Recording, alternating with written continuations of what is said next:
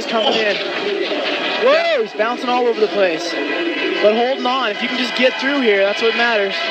Maxence is known as a slalom rider. This Turnier course is certainly to his liking. The second run was set by the Swedish coach, and the Europeans like Turnier courses. This is definitely to his liking.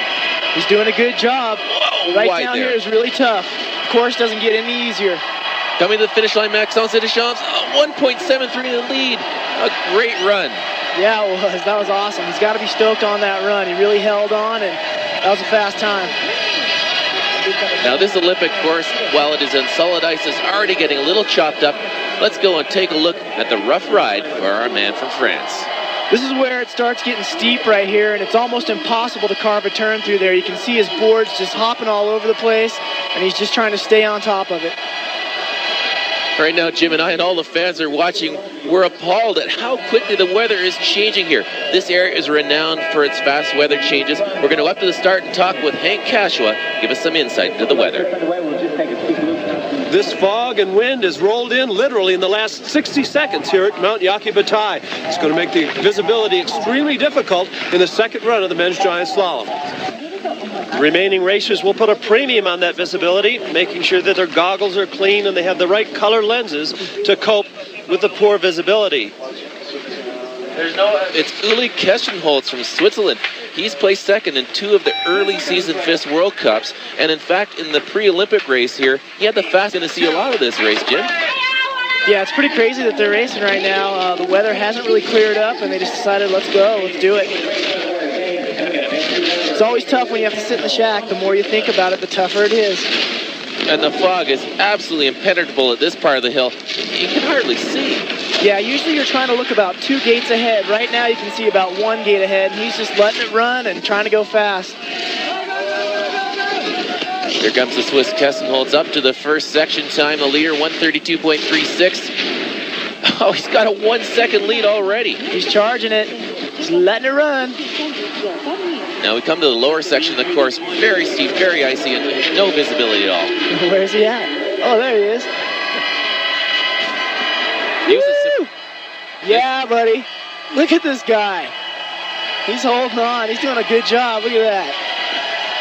He was a surprise champion in 1993 in the Swiss Junior Nationals in slalom. This tight course seems to suit him. Crowd goes wild. Here he is at time. Oh, 1.4. He gained 4/10 on the bottom. A great ride for the Swiss Uli Kestenholz. Yeah, buddy. They love him here in Japan.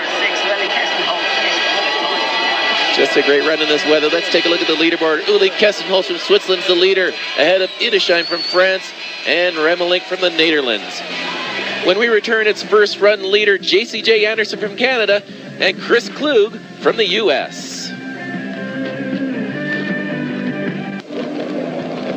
Under skies with clouds lowering down, in fact, right on top of the mountain. It's the second run of the men's snowboard giant slalom from Mount Yakibatai. In the finish area, it is Uli Kestenholz from Switzerland. He actually started snowboarding so he could go to parties. If he wins today, he will certainly be raging. But up in the start, it's Canada's Ross Rebliati, one of the 2 Canadians left in the field. Ross was 8th after the first run, about 0.6 of a second behind. He's getting ready for his second run. As I said, the visibility is quite bad, Jim, and Ross is really going to have to look ahead to make his way down this tough course. In this top section, he just wants to stay tight to the gates and not make any major mistakes. The bottom part's where it's getting really tough. And Ross really likes this course. Last year when he was in the pre-Olympic test run, he said it's one of the best races we've ever had. And he came 4th place in that event, and clearly one of the top North Americans. Yeah, he's doing good so far. Let's see what happens coming over this knoll. Here he is at the section time. And he's gone in the lead by 0.2 of a second.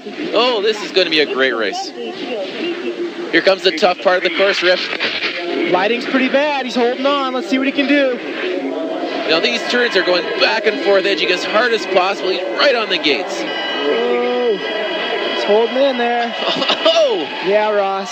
This is good riding from Ross Rebliati from Canada. He loved the course last year. Can he put it together and get on the podium?